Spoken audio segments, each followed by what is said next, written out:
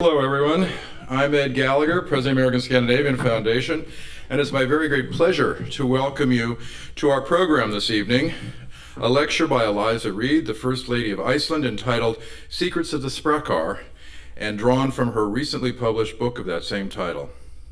This evening's lecture is one of the Curtis L. Carlson Distinguished Lecture series, which are presented regularly here at Scandinavia House, highlighting issues of great importance to both Nordic and American people, and delivered by outstanding leaders of the Nordic societies. And tonight is indeed very good to have Eliza Reid with us. Earlier speakers in this series have included the President of Finland, Matti Ahtisaari, Kofi Annan of the United Nations, Queen Sylvia of Sweden, and Queen Sonja of Norway.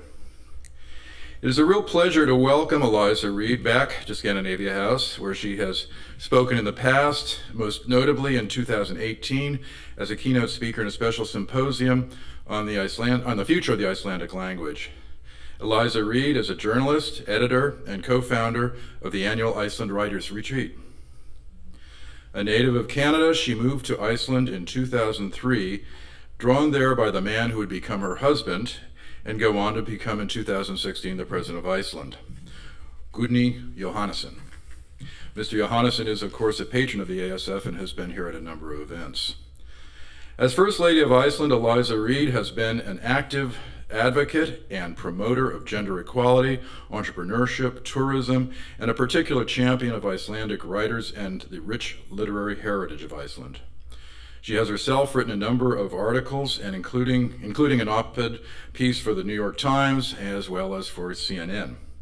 Her book, Secrets of the Sprakkar, was published in February to an enthusiastic response. Among the many influential critics and commentators who have praised the book is our own former First Lady and Secretary of State, Hillary Rodham Clinton, who wrote, "Secrets of the Sprakkar is a fascinating window into what a more gender-equal world could look like, and why it's worth striving for. Iceland is doing a lot to level the playing field. Paid parental leave, affordable childcare, and broad support for gender equality as a core value." Reid takes us on an exploration not only of this fascinating island, but also through the triumph and stumbles of a country as it journeys towards gender equality. It's a great book. I've read it myself. I recommend it highly. It will be available for sale after this lecture, and Ms. Reid will be signing it at a reception on our first floor. So join us up there. But now please join me in welcoming Eliza Reid.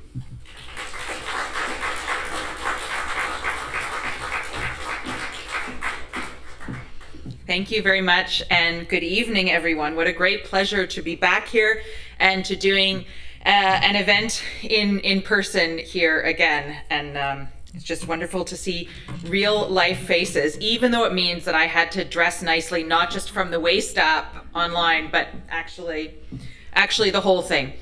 So I'm going to do my talk today. It's called Secrets of the Sprakkar. It's based on my book of the same title.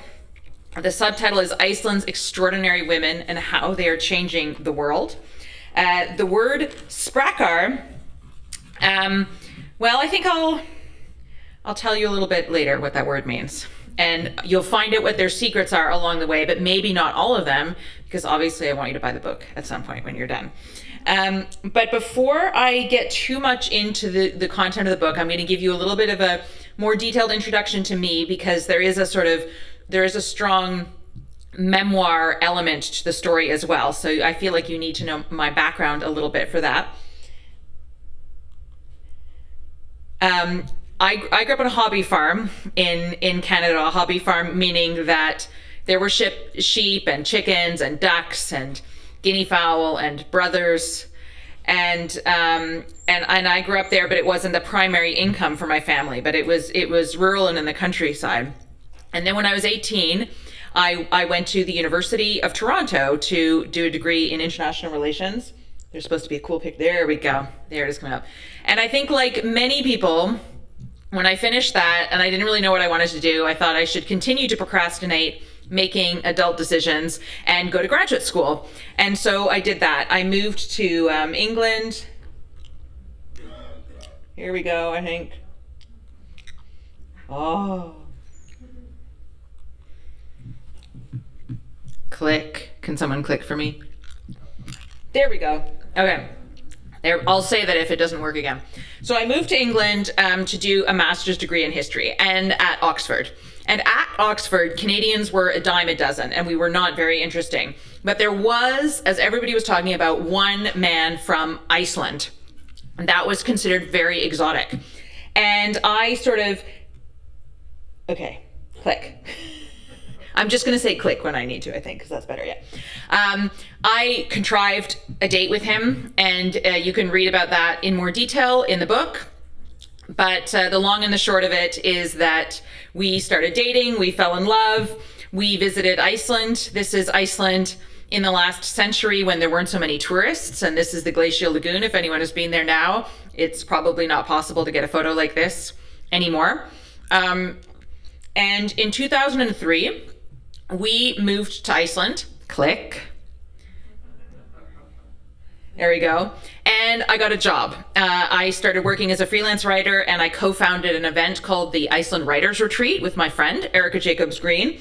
And I had this great freelance business. Click. We had 4 kids together in just under 6 years. And if anyone has kids know, it's very hard to get nice photos of them unless you get the moment when they're sitting staring at the television. But this is all of them. You see the one on the right has never held the newest baby before and is nervous about breaking her. And the one who is no longer the young baby is upset that he is no longer the young baby in the photo. And so it goes. Click. And we lived in this cute little 1,000 square foot house in an old part of Reykjavik. And life was great. You know, we were working freelance. My husband was teaching at the university. I drank a lot of coffee because kids, you see.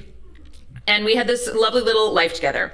And then in 2016, the Panama Papers scandal broke. I detail this also more in the book, but the long and the short of it is that my husband, who is an expert on the presidency of Iceland, ironically enough, and was writing a book on the history of the presidents of Iceland, was called to be the pundit on television when the prime minister of the country was implicated in the Panama Papers scandal. And because there was an ongoing presidential debate, people were really looking out for leading candidates, and they literally started calling our house and encouraging him to run for president. And so he did that in 2016, declared his candidacy at the beginning of May that year, and was elected at the end of June. Click. And so I had the opportunity of serving as First Lady of the country. This is an outfit called the Skautbúningur, which is the most dressy, dressy is not a very formal word, the most formal of Icelandic costumes. It is as complicated to put on as it looks like in that photo. And it took much, much longer to put me into that outfit than it took my husband to wear his clothing for the inauguration. Remember that photo, it's going to come back later in the presentation. It's foreshadowing. Click. And click again. Okay. Now we're going to go back and I'm going to give you a little bit of a backgrounder on Iceland. Although, seeing as we're here in Scandinavia House, how many of you have been to Iceland before? Okay, so I can give you a kind of you don't need a basic level on Iceland here, but we always like to see nice pictures. For the purposes of this discussion, a few of the things that you may want to know about Iceland are that we are the most peaceful country in the world. We are the 3rd happiest country in the world, with our Nordic neighbors coming in there first and second. We have one of the longest life expectancies in the world. We are the most welcoming to the LGBTQI community of all the OECD countries. And for the past 12 years, we have been #1 on the World Economic Forum's Global Gender Gap Index, meaning, colloquially, that we are, quote unquote, the best country in the world for women. And that's a photo of me with Vigdís Finnbogadóttir, the world's first democratically elected female head of state, on the occasion of my husband's second inauguration, the inauguration of his second term as president in 2020. So that's really what my book is all about. I'm going to click again. And one more click. Oh, no, here we are. They should all come by themselves. There we go. And really this leads to what the book is all about, which is how the extraordinary women of Iceland are changing the world by bringing gender equality within reach. Note that I say within reach because we haven't achieved it yet, and that is very important for us to be mentioning. We still have a long way to go, but we seem to be, at least according to the indices of the World Economic Forum, the closest en route to being able to achieve it. And so during the pandemic, I had this idea of really writing a love letter to Iceland, to my adopted country, of painting a portrait of a nation where we have really passed the tipping point of debating whether or not it's worthwhile trying to achieve gender equality, but how we are going to get there. And I thought what I would do was not write a history of feminism, not write something that was based on all kinds of facts and figures, but really just paint a portrait with this theme to illustrate by sharing women's stories. What is it like to be a mother, a politician, an athlete, a writer, a sex counselor, a comedian, a fisherman, a farmer in the world's best country for women? And so I spoke to almost 40 different women, or Sprakkar, as I call them, which is a very old and obscure Icelandic word that means extraordinary women, for really to share their stories and their secrets of what it's like to live in Iceland, with the idea that hopefully it can inspire people everywhere else, because I tried to choose women who were very relatable. I tried not to pick people who were maybe a spokesperson for something, or Bjork or Vigdis, the first president, people that we think, well, not everybody's going to be Bjork when they're finished, but somebody that we might be able to be inspired by in some way or relate to. And so I'm going to walk you through some of the lessons that I learned from speaking to all of these different women. And it's divided into 3 different sections. I will first talk a little bit about some of the things that we are doing in Iceland that I would call top-down approaches. So those are areas where we have government support or government legislation that is really helping to facilitate greater equality and what that means for people in society. Secondly, I'm going to talk about areas that are really grassroots initiatives that have led to more formalization or changing of society as a whole. And then thirdly, I'm going to talk about individual changes and approaches and attitudes that we can all think about to help make a difference when it comes to gender equality. And then I'm going to bring that back to that photo that you saw at the beginning with the outfit. Let's see if this, oh look, that worked again. So here we are. So what are we doing as a society in Iceland to further gender equality? I'm trying to, maybe I need to point it at something. Oh, there we go. I'm going to keep it. Okay. Nobody tell my husband that I put a topless photo of him in the presentation. But this is my husband when he was taking his paternity leave with our second son, attending the infant swimming classes. One of these messages that I have, and each of the chapters in my book, the book is divided into different chapters on society, named after an Icelandic idiom, and features interviews of women talking about that aspect of society. So this talks about this takeaway message, helping parents helps everyone, is obviously in my chapter on parenthood, when I really examine the official sort of government policies that have helped to further equality. And there's 2 key ones there that I think are important. One is the parental leave policy that is paid for by the state and is what's called a use it or lose it scheme, which means that one parent is allocated a number of months leave, a second parent is allocated a number of months leave, and then there's a third number of months that you can kind of share between you. And so the idea being that one parent can't take sole responsibility for looking after the child before it goes into preschool or other systems. And then the second part of that is a heavily subsidized childcare system, it's called play school system, which comes in from around the age of 1 up to the 1st grade when the compulsory schooling starts. That's also heavily subsidized and additionally subsidized if you are a single parent or a student or on some kind of disability benefits. And if you're like us, you have your kids very close together, you also get further subsidies again. What this means is that it enables families, hopefully, to choose the size of the family that they may want to have without necessarily having the financial concerns weigh very heavily on that. It also increases the bonds of, say, fathers with their children, as you can see. In a totally different area, and I spoke about this this morning at the Chamber of Commerce, we have this idea of women in the corporate world.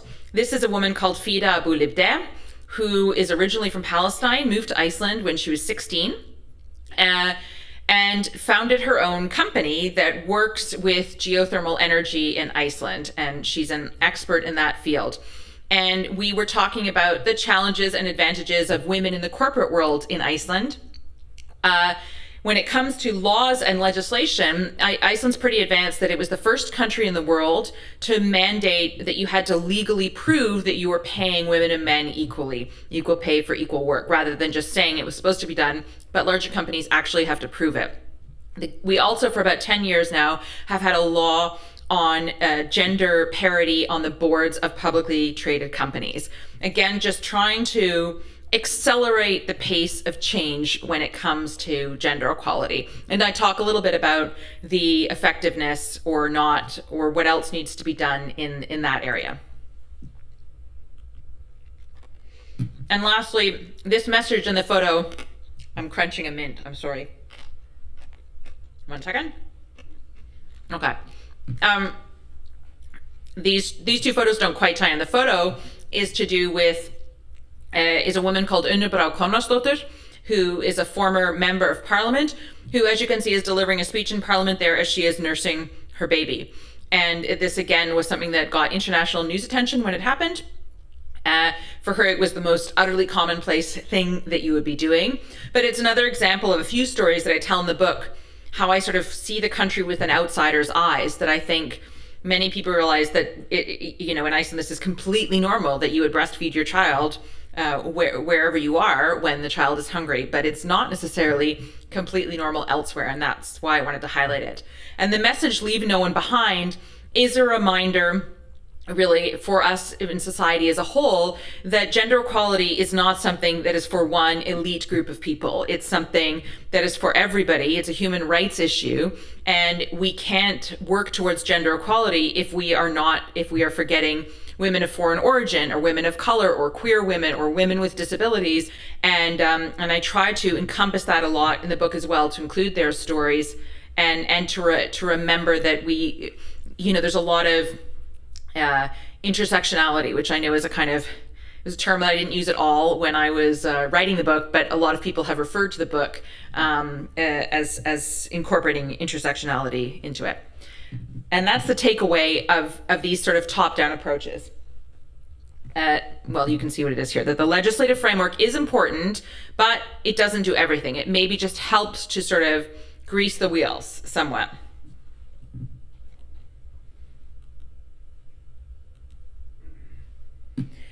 Secondly, then, how can we work from a grassroots approach up to change things in society? And I think the best example that I talk about there in the book is when it comes to the rights, not the queer community overall, but specifically the rights of trans individuals in Iceland. This is Ugla Stefania Kristjánudóttir Jónsdóttir, who is a non-binary trans activist now based in the UK.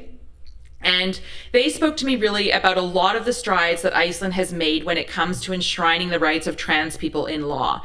And I think this is a really excellent example of how societal pressure can really help to shift social norms and also the legal system, or the legislative system within that. So in the 1980s, for example, Iceland was probably as homophobic a country as a great many other countries were. And you can talk about a lot of people or gay activists who fled, say, to Denmark, where they felt that they could lead more authentic lives. And within a relatively short period of time, we have moved, say, having the world's first openly gay head of government. When same-sex marriage was legalized in Iceland, there were no votes against the motion in Parliament. And now we're really working when it comes to the rights of trans individuals to enshrine those rights in law as well. And so I speak a lot about that in a chapter on sexuality overall. Here are 4 women in a chapter on the media in Iceland, with this idea of taking up space and having our voices heard. I think so. There's 4 women here who I spoke to together to try to really emphasize different aspects of representation in the media, both how often women are interviewed, what subjects they are interviewed on, how we are talking about women in different subjects, and how we deal with the comment section again. And I think this is obviously very important because it's really our mirror to the world in some senses, the media. One of the interesting women here is the woman on the right. Her name is Thora Arnarsdóttir. She's a very well-known television journalist and presenter in Iceland. In 2012, she ran for president of Iceland, which is maybe not all of that remarkable, except for the fact that partway through the campaign, she took 2 weeks off to give birth to her 3rd child. And her partner had 3 children from his first relationship. So together as a family unit was their 6th child. She took 2 weeks off, had the baby, went back on the stump and campaigned and finished 2nd in the campaign. And she got a lot of attention abroad for it, and did say when I spoke to her for the book that, maybe Iceland was far enough along in equality issues that a heavily pregnant woman could run for president, but nevertheless, she was constantly asked during the campaign, is this right for you? Is this the right time? How do you think you're going to manage it all?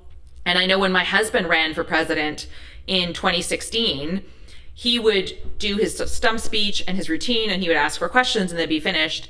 And then he would say, isn't someone going to ask me how I can handle it all with the kids? Because I have 5 kids, and if and I know I can handle it, but nobody really ever asked him that question, even though they asked Thora that question constantly on the campaign. And she has a wonderful quote that said, people asked her before, are you sure that it's the right time now for you to do this? And she said, so often for women, we spend our lives being told or queried, is it the right time for you now? And all of a sudden you think, well, I'll wait now. I'll wait till I've had kids. I'll wait till the kids are older and they've left home. I'll wait till I've paid off my house. I'll wait till I'm finished my job. And all of a sudden you're really, really old and you've never done or tried whatever it is you wanted to do because somebody else told you that it wasn't the right time for you. And I think that that's something that we all need to examine and take a look at a little bit more.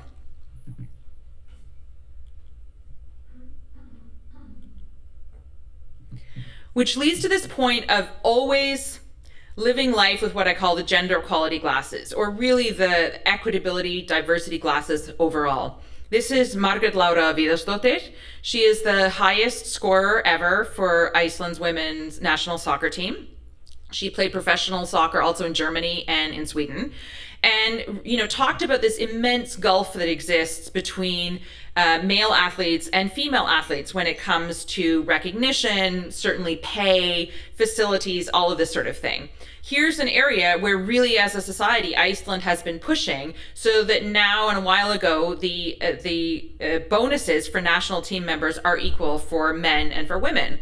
And some of the games we try to promote that people go to as many national women's teams games as men's teams games. And it's an interesting example, I thought, where we've really worked to be lowering reducing the chasm between, the divide between men and women, but it's so great, there's still a long way to go.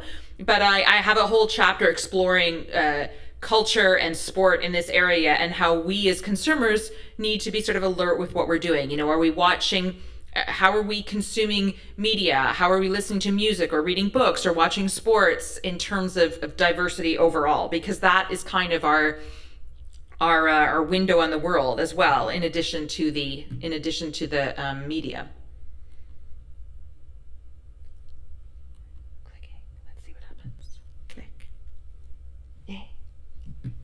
So here we are. I think this is a message about needing to remain vigilant and continuing to push for changes in laws when we can, but knowing that collectively we can have a very strong difference. And finally, and in a sense, I think most importantly, what we can all do as individuals. One of them is the idea of pushing our comfort zones. I have a message here when I have a chapter on the benefit of female friendships, and I speak to various sort of women's groups there. But this is actually a photo of me in Kakum National Park in Ghana when I went on a backpacking trip in West Africa in 2006. And it's one of these, it's called a canopy walk. So this is like 6 stories high in the jungle, this really narrow kind of wobbly bridge. You walk between the trees and you can see how narrow it is.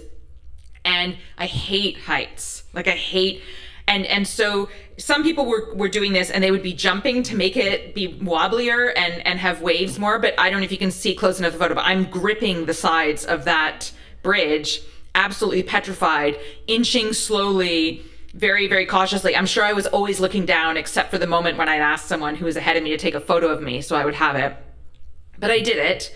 I walked, through these canopy fences, and then I printed out that photo and I wrote on it, "You can do it," and I put it on my office wall.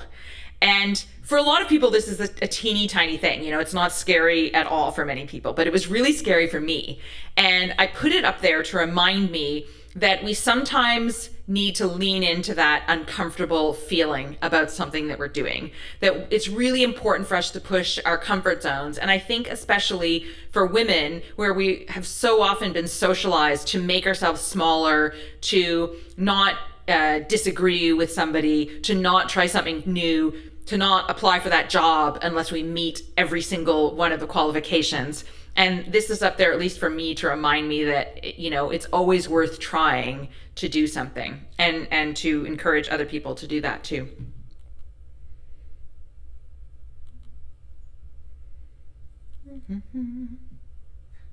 There's a photo coming. There we go. This is Halldóra. She was the only woman to graduate with the captain's license in her year at the mariner's school. I can't remember what it's called in English. She was the only woman to graduate with her captain's license. She also incidentally works as a comedian because it's Iceland and we wear a lot of hats. She was very funny to speak to. She became known as the fish whisperer because on the first day when she was going on her boat, the Andri, which is this boat, the other male captains said, "Oh, no, we never share information about where the fish are. We just go off on our own." And so she said, "Okay." And she went off in one direction and all the guys went off in the other direction, that they clearly had been talking together to work together. And she caught way more fish. And so after that, she was known as the fish whisperer and they had to sort of follow her. But I speak to her in a book, and I also speak to a farmer and sheep shearer about the idea that it's so important for us to follow our own dreams and pursue what we want to do, not what maybe society thinks we should be doing. And I don't think it can be ever overestimated or underestimated enough, the idea of being role models. That's really my theme for a chapter on politics when I interview a couple of politicians, because I think that is so important. But this photo is another great example. These are the jellyfish. And the jellyfish are a group of women in their 50s who decided that they wanted to raise money for charity by swimming across the English Channel. And to train for this, as you can imagine, is quite arduous. And one dimension of their training was that they went swimming at the Nautilsvík geothermal beach in Reykjavik, nota bene the world's northernmost capital city, and they went swimming in the Atlantic Ocean every week to try to train for the English Channel crossing sea weather. And so, of course, in the name of research, I joined them for a sea swim. I didn't really swim. I ran in and I ducked down and I screamed and swore and then I ran back out. But I did do it for a moment. And, they were really talking about this idea that they wanted to carve out some space for themselves, that this was really important for them to not only give themselves a strong physical challenge, it's like a much 1,000 times more advanced version of me walking on one little bridge once.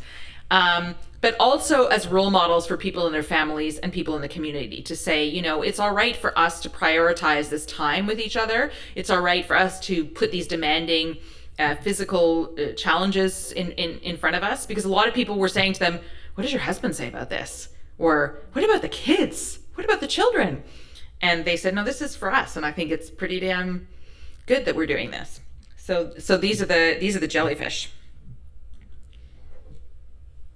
And I think that that's a, you know, very important message there. You know, we can't just leave things up to everybody else, or we can't just say, well, we'll get more gender equality if the people we elect will change these laws or do this or that, and be passive about it and assume that it's something that everybody else is going to be doing. We have to really kind of be the change ourselves.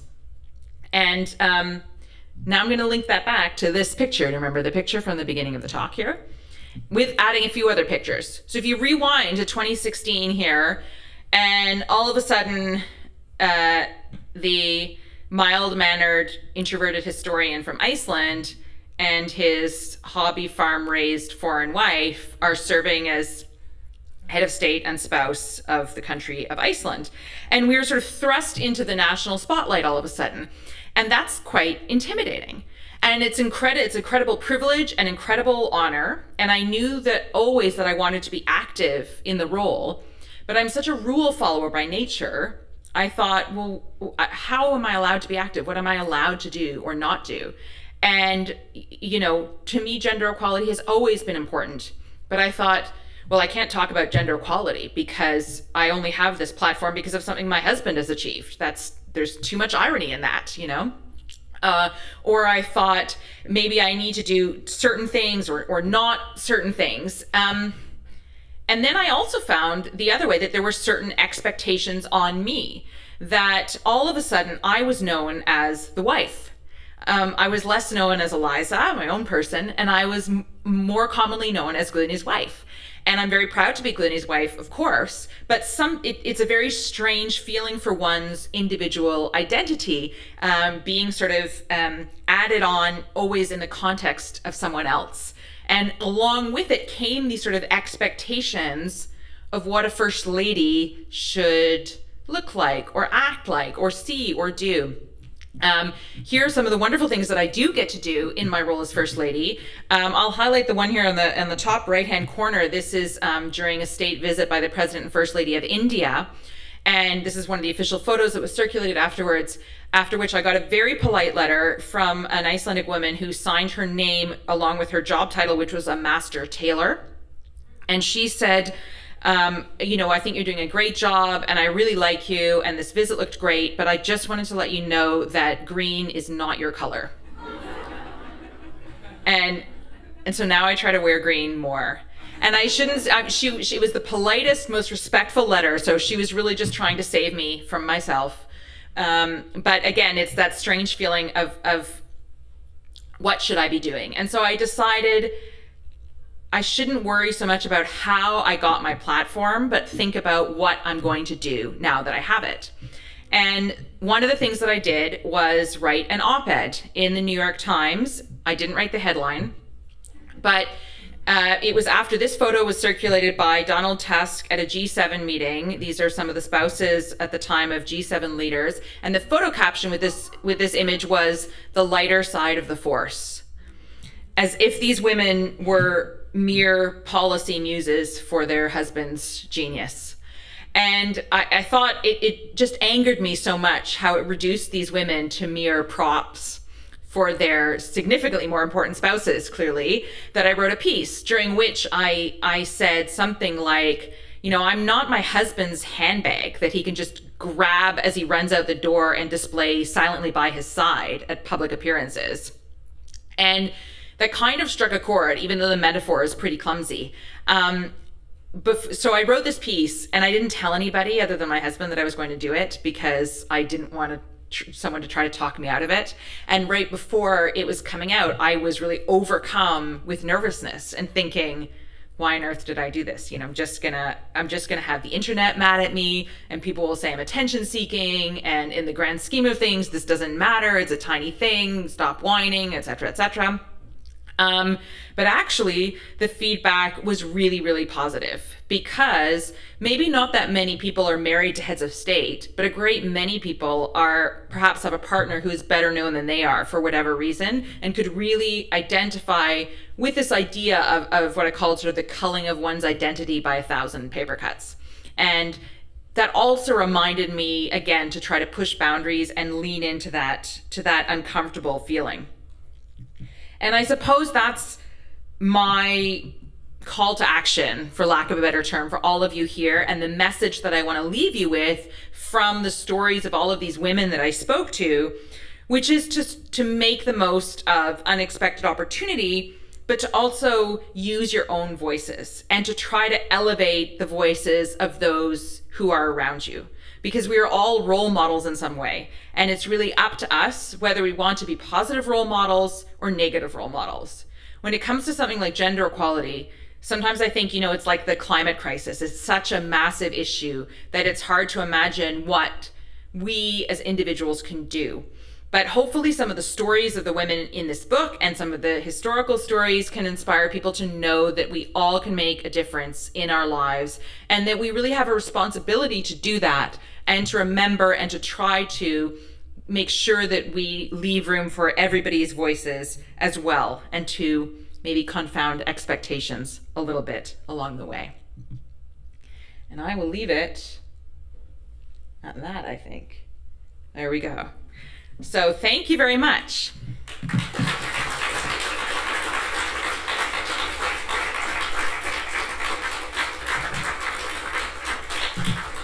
I can answer some questions. I'll go back. This is not a fun slide. Now you can all follow me on social media, and I'm going to go back to the other. This one's much nicer, isn't it? We'll leave that one. Hi there. I am an educator. I work at a school of business in New Jersey. The majority of my students are women. Mm-hmm. They are working in finance, accounting, management, what normally is directed towards a male-oriented career. So I'm impressed with what you have, with what you gave us, and it gives me more hope to go back to the classroom and have that voice. Mm-hmm.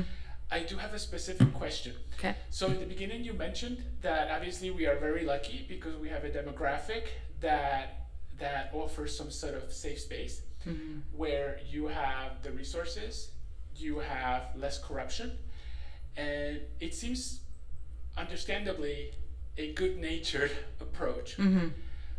But what are some of the things perhaps that the government of Iceland is doing for the global south, in countries where corruption is very high, there are no resources, there's really nearly no safety towards women, towards children, and so how do we collaborate under this platform? Sorry to be so specific. No, I think that's a great question. And I think, Iceland definitely, the cliche that we say is liking to punch above our weight, takes its international obligations very seriously. It's a founding member of the Istanbul Accords, for instance, against domestic violence, and invests very heavily in development programs in many countries, especially those which are promoting the equality of women and girls.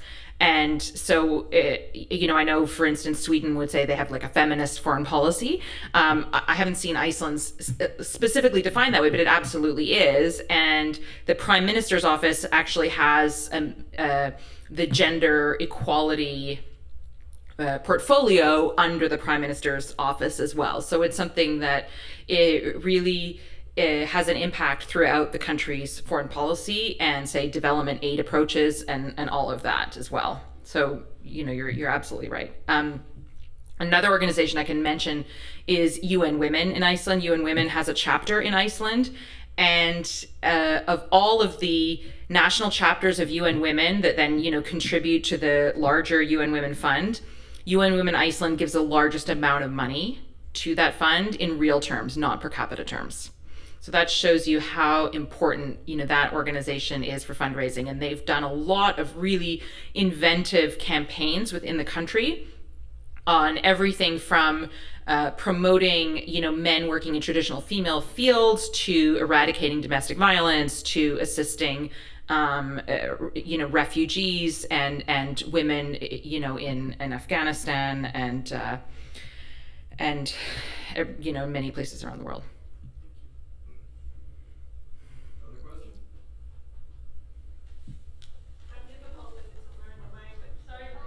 I can just answer that. That's okay. How difficult was it to learn the language? I'll repeat it for the recording.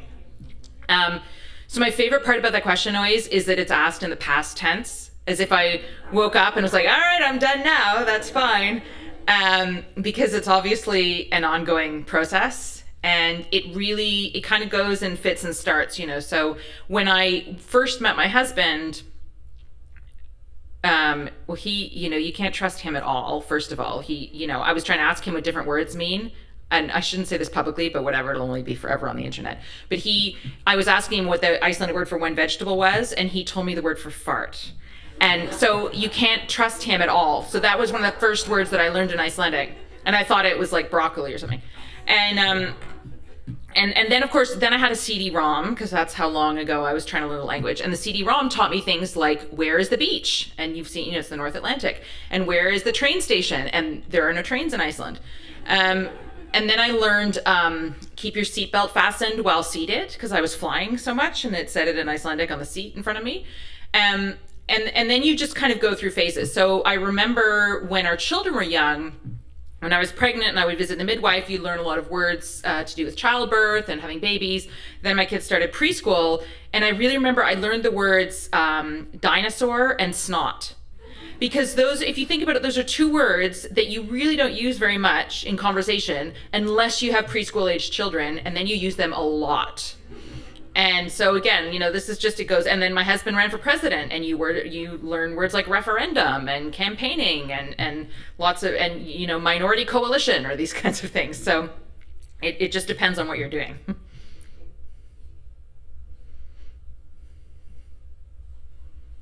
Yeah, anybody? Oh, there's one more there. Can you just talk in general terms about adapting to the new lifestyle in that country? Adapting to the new lifestyle. So I lived in England for 5 years before I moved to Iceland. So I got used to kind of darker winters slightly, and then it got a little darker. And so I was used to being an immigrant, I guess, to a degree. And then I was going to another immigrant when I didn't speak the language. And it's kind of a gradual process as well, I think. One of the advantages I find of being an immigrant is your friendship community tends to be much more diverse than it otherwise would. I think if I had always lived in Canada, my friends would probably mostly be Canadian. But in Iceland, my friends come from all over the world. And that's something that I really enjoy about it. The hardest thing to adjust to is the weather, I found. And remains so to this day, I think. Actually, can I one other question? Can you discuss immigration in Iceland? Mm-hmm. Yeah. I have a whole chapter on immigration in the book. Obviously, it's an issue that's close to my heart. Sometimes people think that Iceland is not a very diverse country, and so I always push back on that, because we're actually very diverse, and over 15% of the country is foreign-born now. The percentage of foreign-born people in the U.S., for example, is 10%. So it's higher, although of course, there's more second, third generation immigrants in the U.S.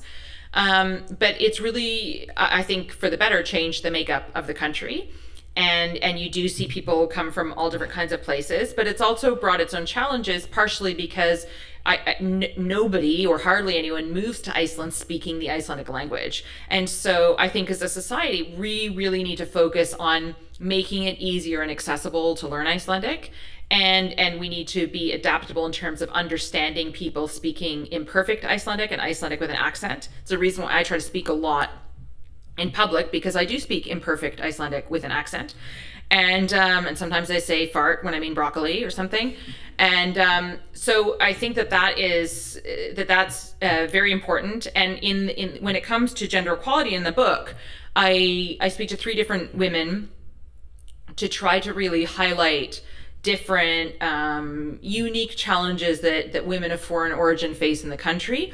One woman I spoke to is from Mexico, lives in a very, very small town in the northeast part of the country, and that she really addresses the idea of living outside of the capital area and the different challenges that brings, and opportunities, of course.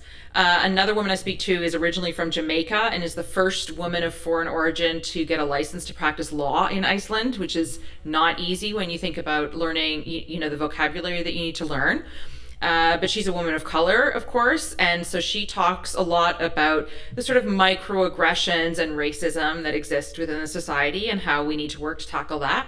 And then thirdly, I interview a very, middle-class British woman who spent several months living at the women's shelter in Iceland as a survivor of domestic abuse. To really, it was very important to me to talk about gender-based violence and domestic abuse, because unless we eradicate that, we're not going to achieve gender equality. And it was important for me to try to address it in a way that was a little bit different than what expectations might be. So women of foreign origin are disproportionately represented at the women's shelter. But as maybe people don't know, but as we ought to know, of course, this can, anyone can end up in this situation. And so I kind of wanted to profile someone who was maybe not somebody that you would expect. And so she shares her experiences there as well. But as I say in the book, there's no cookie cutter immigrants. So there's 1,000 different immigrant stories. Oh, there's two more. Yeah, go ahead. I've been to Iceland several times on business and also on holiday and so forth. And recently I was there, a couple of years ago, and I was just overwhelmed at the number of tourists that were there everywhere. Is this a problem in a sense? It seems really to overwhelm certainly Reykjavik and so forth. I think this is an excellent question about tourism. Tourism overtook fisheries as the greatest contributor to Iceland's GDP about 6 years ago. Overall, locals' perceptions of tourism is more positive. It's really contributed to the economy. People are proud of the country, want to showcase the country. Tourists themselves have very positive experiences overall. They don't feel usually that it's overcrowded in that sense. Iceland is really going high on the list in terms of number of tourists versus local population. So countries say like Costa Rica or Croatia have very, very high tourist to local population ratios. But I think it's something that the country is really looking to address. And the two ways in which the country is mostly doing that are increasing the seasonability of tourism. So, and that's really happened a lot over the last number of years, that Iceland is no longer seen so much as a summer destination exclusively, but a year-round destination, so that people are going at all different times of year. And secondly, the idea of really spreading everybody out so that you don't necessarily have to go on the Golden Circle tour. You can go somewhere else in the country, or you can go and spend longer times in certain areas. Still, the majority of people, obviously almost everyone passes through Reykjavik. Although next week I'll be in Akureyri helping to launch a new airline that's flying directly from Akureyri to the continent. But it's the idea is to encourage people to sort of travel to lots of different parts of the country and work really to be responsible and sustainable tourists. So I would say, in short, that it's an important discussion that people are aware of, and I would say that overall we are doing all right with it, but very cognizant of the challenges that it can bring. When I think about women in leadership positions on the international stage, in the contemporary, I think of Marine Le Pen, Margaret Thatcher, Golda Meir. Here in the United States, Sarah Palin. This might be a little bit off topic, but I wonder what your thoughts are about women and right-wing populism, the kind of aggressive stance they often take, their persona as being sort of tougher than men. Any thoughts on that? I'd be curious. I think that we need to see more women in politics overall. It's not my place to comment on where people fall on the political spectrum, what they want to be saying. I think that we need to see an increased diversity of voices wherever that is. I'm interested to see our perceptions as societies of how we how we are defining and outlining these women. You know, that when we are saying, you know, if we say a woman is very ambitious, we don't always necessarily mean that in a positive way, whereas I think we often do when we talk about men. When we're encouraging women to go into politics or not, women sometimes have to seem that they are being more coy about whether or not they want to say, actually, yes, I do want to do this, and speak up a lot. So I think that, you know, the more, I don't care where they fall on the political spectrum. We want people to be speaking up. And if people feel, you know, that it's interesting, what was the word that you used? Aggressive, was it? You know, to me, I would say that's assertive. And I think people, you know, I think assertiveness is a good thing. One more question, I think. Here. Oh, yeah. Sorry. Oh, okay. There's someone that has. You can all ask me questions after too. Oh wait. We're all going upstairs. Oh wait. Yeah. She's bringing the mic to you. So. In your book, you talked about the more informal support structures that women have, like the extended families, and how almost everybody in Iceland turns out to be related to each other somehow, and in particular how the women's associations were so important for women's growth and connectedness. If you could talk a little bit more about those more informal structures that we may not know about. So the women's associations are a group of women that I feature in, again, my chapter on female friendship. And again, as an example of saying, these aren't women who think of themselves as feminist trailblazers. I'm sure they don't think of themselves as feminists at all. They're just women who are kind of living their lives, who've devoted, you know, countless hours to voluntary work within their own communities, and also to support each other. So these women's associations are still active, but maybe increasingly less so. They were very active in the countryside. They would, say, cater funerals, or they would sew clothes for newborn babies, raise money for local charitable causes, but they were also a vital support network for each other in more remote communities when people perhaps lived on farms and needed other sorts of support networks. And so I went to speak to them about the work that they had done, and also, you know, just the support and the importance that showed to each other of kind of women standing together and sticking up for each other, which I think is really vital.